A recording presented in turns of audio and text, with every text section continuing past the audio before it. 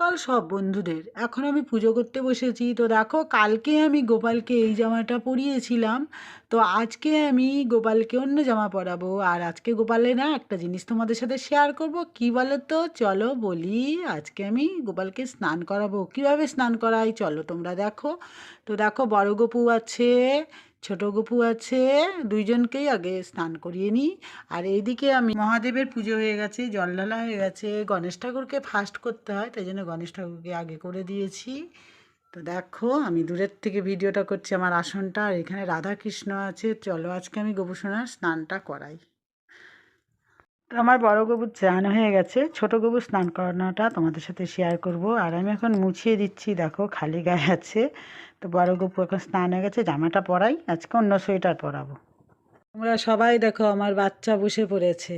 তো দেখেছো, আমার বড় গপুর স্নান হয়ে গেছে। এই জামাটা, এগুলো গরমকালের জামা, এর ওপরে সোয়েটার পরাবো। তবে এখন ঠান্ডাটা কমে গেছে, তো এখন সোয়েটারগুলো না, ওর বড় গোপালের 3টে সোয়েটার আছে, তো এখন আমি পরিয়ে নিই।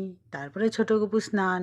দেখো, আমার গপু সোনা বসে পড়েছে, এবার আমি স্নান করাই। আগে আমি চরণে জল দেব, আর এই মন্ত্রটা বলবো। ওং নমো ভগবতে বাসুদেবায় নমঃ। ওং নমো ভগবতে বাসুদেবায় নমঃ। ওং নমো ভগবতে বাসুদেবায় নমঃ। কৃষ্ণায় বাসুদেবায় হরে ও পরমাত্মনে প্রণত ক্লেশনাশায় গোবিন্দায় নমো নমঃ। তো আমার ছোটো গপু স্নান হয়ে গেছে, এবার রেডি করে দেবো।